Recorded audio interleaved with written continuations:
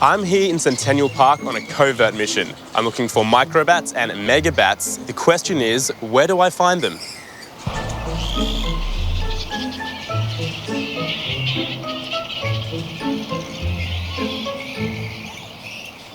Okay, so there's two kinds of bats we're looking for today. The first are microbats. They're really, really tiny, and even with their wings spread all the way out, they're only about the size of my hand. The other type of bats we're looking for are known as megabats. They're much bigger and more noticeable, including the grey-headed flying foxes above me right now.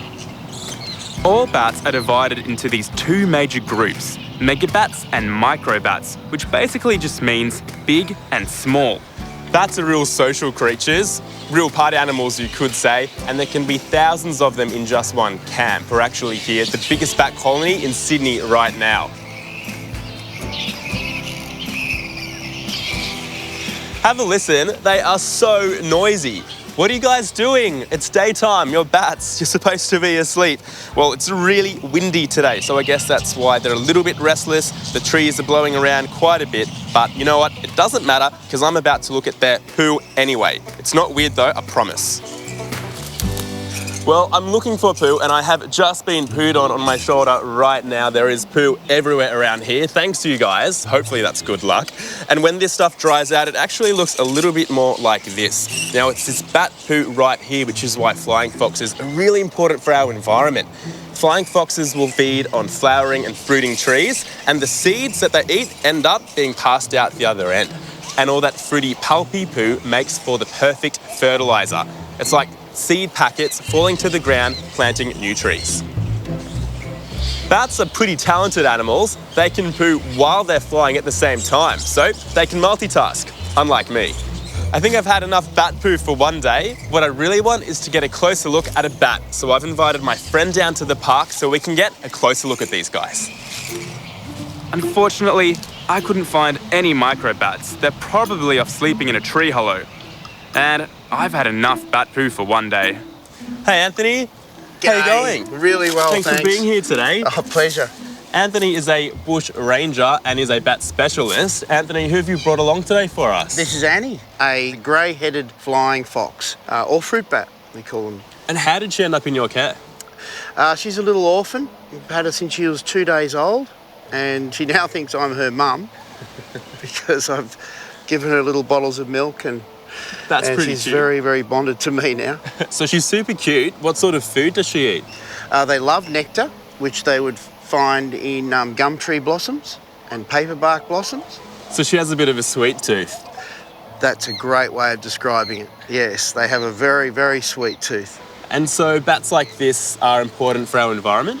Yes, because in the process of getting the nectar, the pollen sticks to their fur. And because they carry pollen such long distances, it's very important for forest health. And also, when they do eat fruit, they spit the seeds out. So there's so many seeds being spread by these bats for long distances too.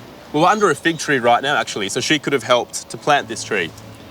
Her cousins may have planted this tree. And there's lots of figs right under our feet right now, so the bats will eat figs like this, will they? And then the seeds will pass through them. Yeah, she may actually, she might even like this fig. There you go, look at that. Straight for it, no hesitation at all there. That's great. They're really good at separating the pulp from the juice, so they can fly back to their camp with just the juice in their bellies rather than any solid food. But of course they've spat the seeds on their way. Annie is a nocturnal animal, so she comes out at night. How does Annie find food in the dark?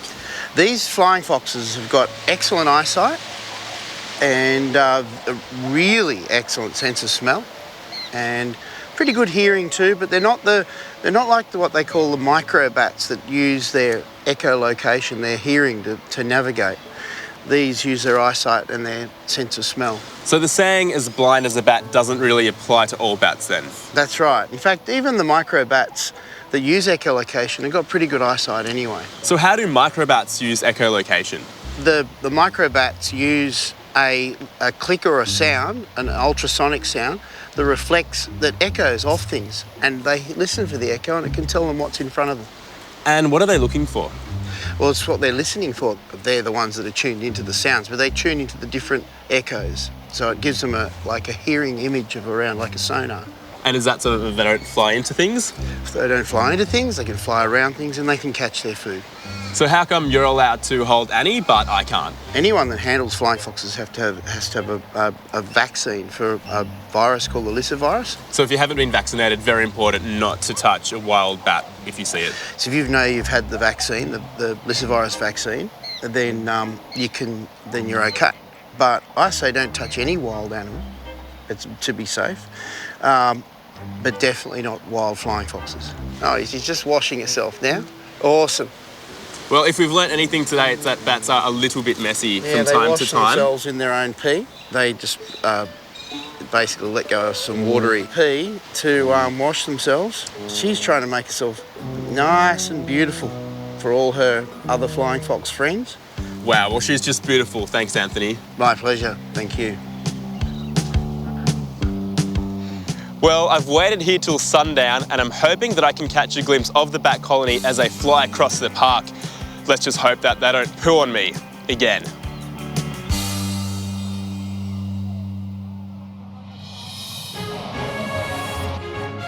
I'm making my way through a very serious investigation on weird, wonderful and wacky foods. I'm a huge burger fan, but I'm always looking for something different, looking for some wow factor. And then I found this. A spaghetti bun burger. Two of my favourite things combined, burgers and spaghetti. Okay, I can't wait any longer. I must try it. My job's so hard. Oh my gosh, that is delicious.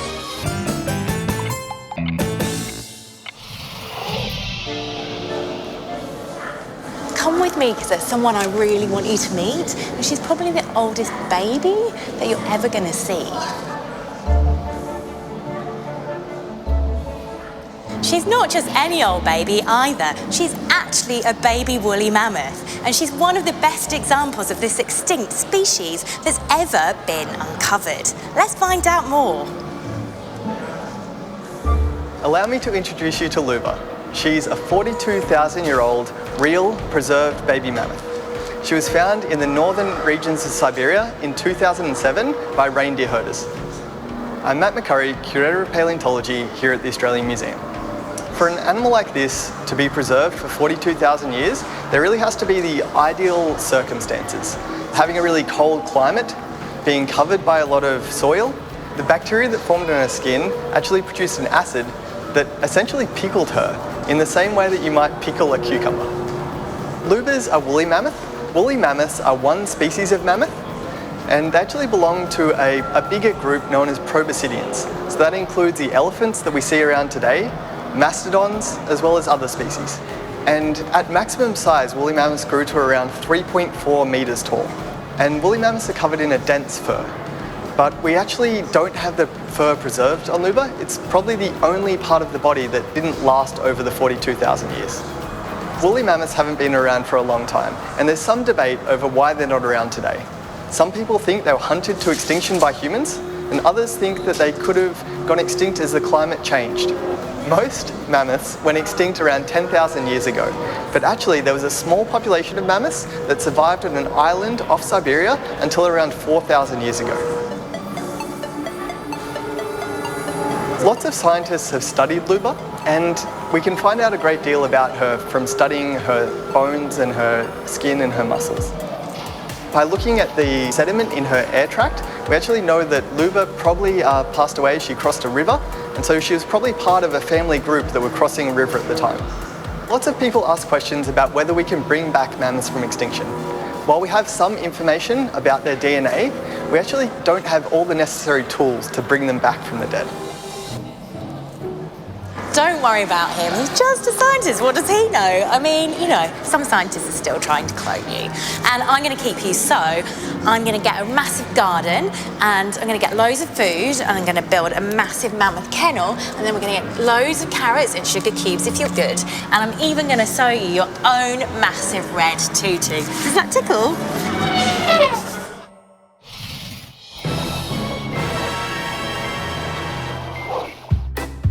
What does the word civic The sentence, never odd or even, and the equation, 111,111,111 times 111,111,111 have in common.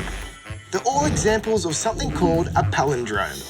A palindrome is a word, phrase, number, or sequence which can still be read the same way if it was backwards. If you reverse civic, it still says civic.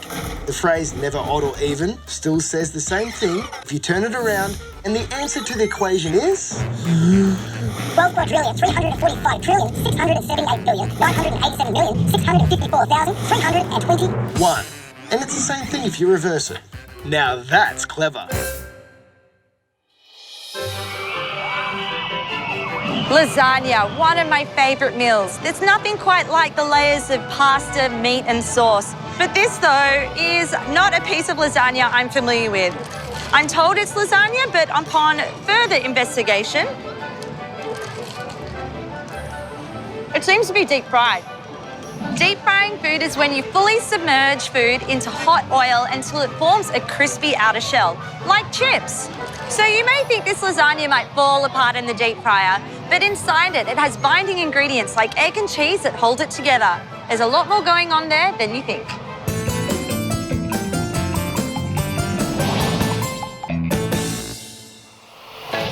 Humans have many senses. The traditional 5 are smell, sight, taste, touch and sound. But some special animals have extra senses too. Previously on Get Clever, Guy went hunting for bat poo, and he talked about how bats find their way around using echolocation. Bats use it so they can fly in the dark without bumping into anything and to find food. But they're not the only animal that uses echolocation.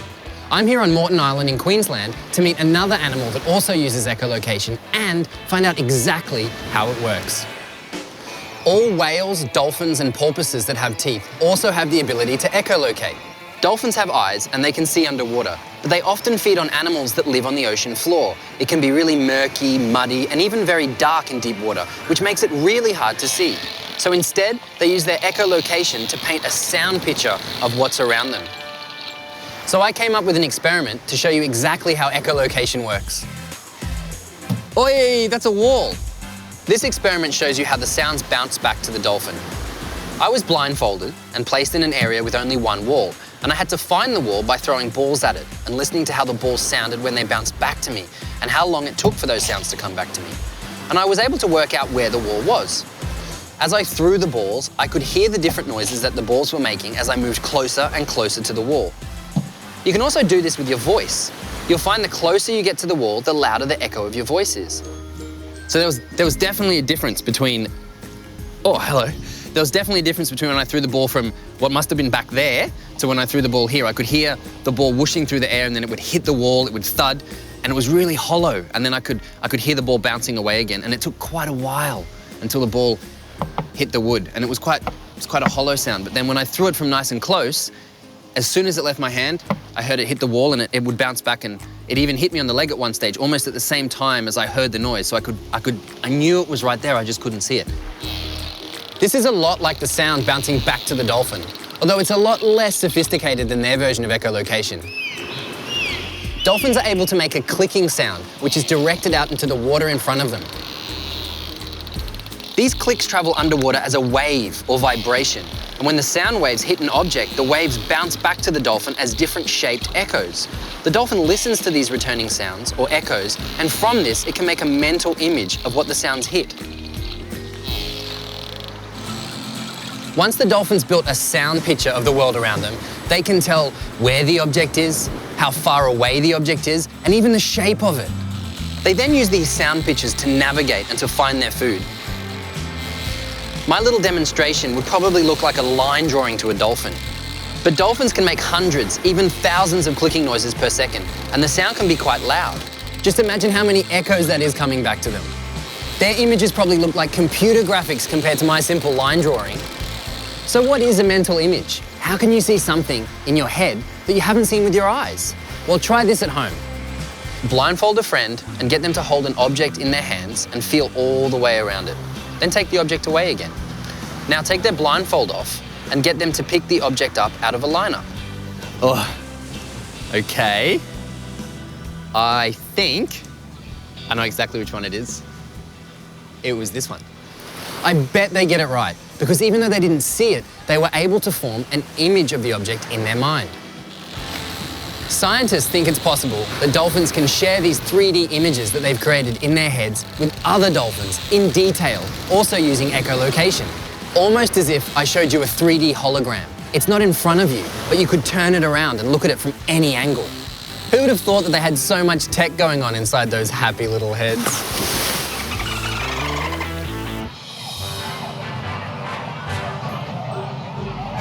Did you know our brains link flavour and colour, so we think we know what to expect from foods? But with just one thing different, our senses can get confused. In one experiment from the 1970s, a group of people ate steak and fries, but under a special light. Once the light was turned off, they noticed that their steak had been dyed blue. They immediately started to feel sick, even though it was perfectly normal.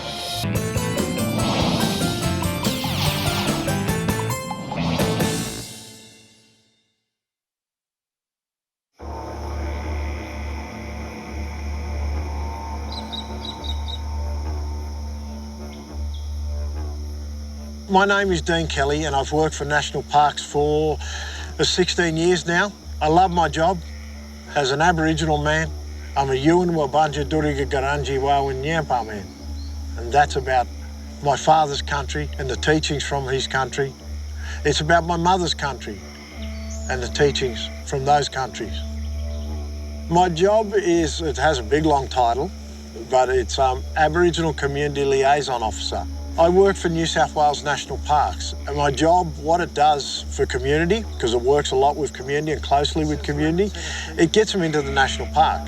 You know, it teaches them about culture and shares culture with them, but also gets them to reconnect with nature.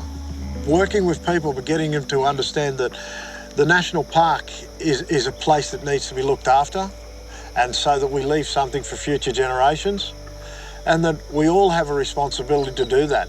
It's not an Aboriginal thing, it's not a scientist thing, it's a human thing. We need the bush to look after us, and the old people will say, country needs people and people need country. When we talk about traditional custodians, because we can't talk about traditional owners because you can't own something so powerful. You know, we can't own something that we're born from, the land. But what we can do, we can take responsibility for looking after it. And traditionally, this is the lands of the Dharawal speaking people, and then there'll be different groups in the Dharawal language speaking people. We can start small as a family, as a clan, and then we can go into a tribal group, which is a bigger society of people. Then we can go into a nation. And that starts to go across a big amount of land. But I go down on my Yuin country and go into deeper learning and deeper practices of my culture, and that's something I was born with. So I have an obligation from birth to look after country and make sure it's there for future generations. Country is special, and country is one thing.